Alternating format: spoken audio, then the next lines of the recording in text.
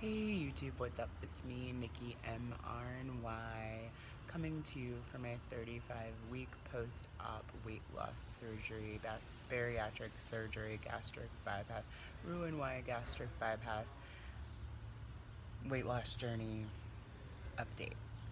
I'm 35 weeks. I am, like I said, about 35 weeks out. My surgery was on October 7th, 2015 at Northwestern Memorial Hospital here in Chicago, Illinois. So it's been a little over 35 weeks. Sorry, just looking at my terrible skin, breaking out really bad right now.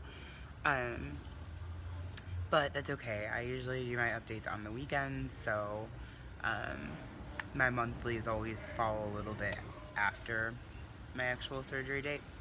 But I'm around 35, 36 weeks. So we'll say week 35.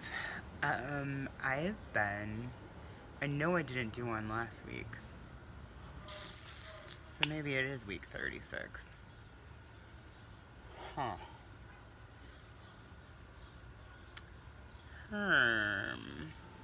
Anyway, I'll figure that out. So my heaviest weight was 356 pounds, my surgery weight was 323 pounds, and currently I still have no idea how much I weigh. I went to the doctor last week. She had me at, I don't remember, but it's in my last video. I'm sorry, it's been a crazy couple of weeks. I think she had me up a little bit because at one point I was down to 243 and then she had me at like 249 or something. I weighed myself on my scale at home, which I don't trust because my scale at the gym is always like 5 pounds lighter. But my at-home scale is saying 248.8. So that's what I'm going to say my weight is today. Maybe at one point I was 243. I don't know. But I'm not anymore. I am a little frustrated. I feel like the scale is once again not moving. I feel like I've been eating better and I haven't been eating better at the same time. What does that mean, you ask? I've been super hungry and I feel like I've been eating bigger portions, but I've still been eating fairly healthy. I'm trying to cut out some of the fat because I do subsist on a mostly like protein meaty diet, but I've been trying to eat in more beans and more veggies and cut out some of the fat because I feel like I'm eating too much fat. I am working out a lot. Not this particular week. Excuse me, oh, hiccups. This particular week I did not work out enough, but over the past like month and a half, I've done 2 5Ks and I have another one next Saturday, and I feel like when I do it, when I'm at the gym or when I'm at a run, I am dedicated. Still not my idea of a good time, but it feels good to do it. I feel like I'm sweating. I feel like there's definitely some muscle definition coming into my legs that I really like. My arms, on the other hand, too bad we don't run on our arms, huh? I don't know. It is what it is. And like, I was talking to a friend about this, that like, I'm really happy I had the surgery and I'm really happy for the weight loss surgery community, but like, I had the surgery to enhance my everyday life, and my life was not weight loss surgery before this. And I don't really plan to make my life all about weight loss surgery after I meet my goal weight. I mean, it'll always be something that I have, my tool that I take pride and joy in. But the more I get to like just living my life, which I've been doing lately, it's been great. The more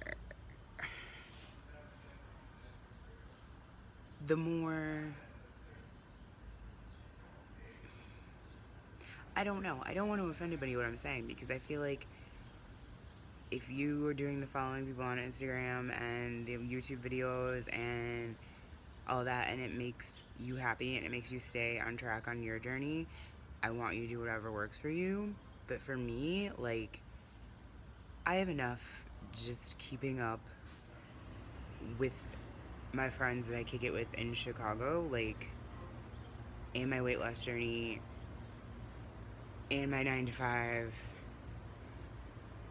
and some of my hobbies and projects that I'm trying to get started, that, like, it's really hard for me to be super, super dedicated to making YouTube videos every week and liking everybody's posts on Instagram and then watching everybody's videos on YouTube and then commenting in their Facebook groups. I wish I could, because I appreciate them and I'm happy for everyone. I know how great and awesome this journey makes people feel. I just don't know. Like, I don't have the time. Like, there's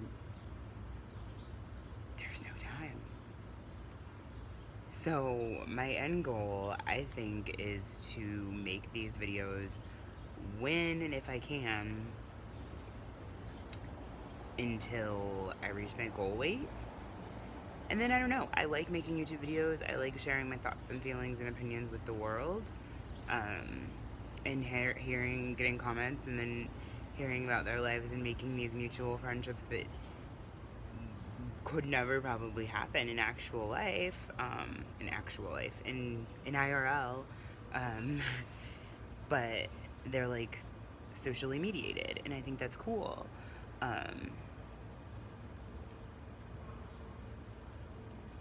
I don't know. That's not at all what I wanted to talk about in this. Somehow I was talking about my diet and running, and then we got to this. Yeah, things are busy. Things are super busy. Things are super awesome.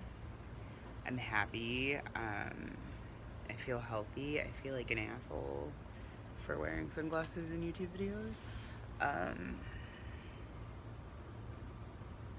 Things are good. Things are good. It's Pride Month.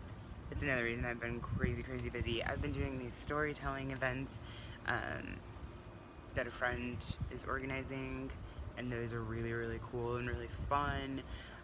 It's Pride Month, so there's been events after events after events after events after party after party after party after party. I'm tired. And Pride Fest is next weekend, or Pride, our Chicago Pride, like the parade that I'm not going to, and some other events are next weekend,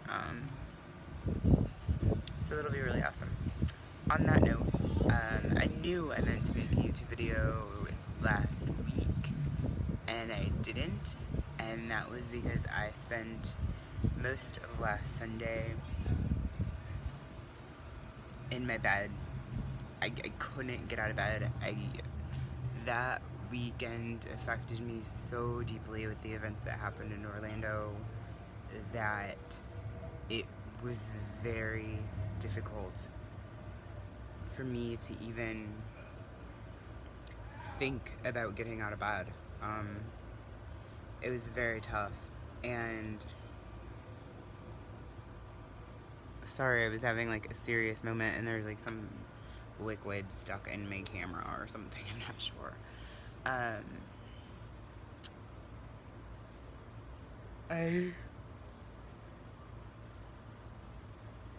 I am a queer woman. I'm a queer woman of color, and life is hard for anyone who has any gradation outside of the norm, outside of vanilla. If they give you a little bit of flavor in life, if you've got a little spice, if you've got a little flair, life can be hard for you. And I think that as people in a weight loss surgery community, you know exactly what I'm talking about when you've struggled with your weight just outside of normal or healthy for your entire life, or for however long you've had your struggle. But the one thing that I can say that gives me hope out of everything that happened is that I grew up in gay bars. I grew up in Columbia, well, I didn't grow up. I went to college in Columbia, Missouri, and every Thursday from freshman year until the summer after my senior year of college, I spent at a gay bar with gay men that I loved very deeply. At the time, I identified as super, super straight. Hadn't really come to the realization of what my life is quite then. But, that's my family. That is my culture. Those are my people. As a plus-size black woman, no community of people, and there is some appropriation, but we're not talking about those gays. No community of people accepted me with open arms and as lovingly as gay men in central Missouri as a plus-size black woman. I mean, gay men and black women are these communities of people that are cast aside so often. And I found strength through those people. I found love through those people. And every piece of cultural reference that I, as someone who saw RuPaul on television as a kid and thought that was the most beautiful person I'd ever seen in my life, I specifically remember telling my mom that woman was the absolutely most gorgeous woman in the world, and she had a lot of explaining to do to little Nikki.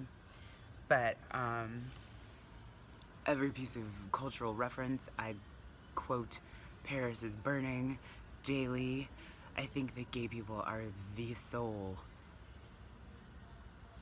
of my life. They're my lifeline, like the epitome of culture, the epitome of style, the epitome of creation, just creative creation, gay people. And to commit an atrocity like that,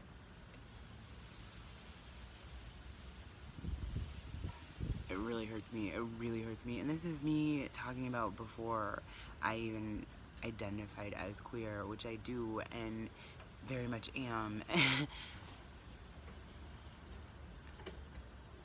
I don't know. I just realized that the gay bar is such a space of love and solace and happiness and family and culture, and it's so important for people who don't have many spaces where they feel safe and secure and loved and appreciated and told that they are beautiful and that they are special.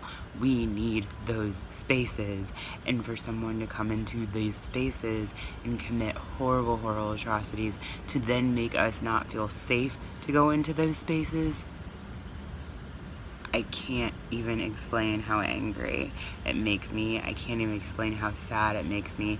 And I can't even explain how much that this country needs to take action for stricter gun laws. Do what you can. If you can donate blood, do it. If you can write to a politician, do it.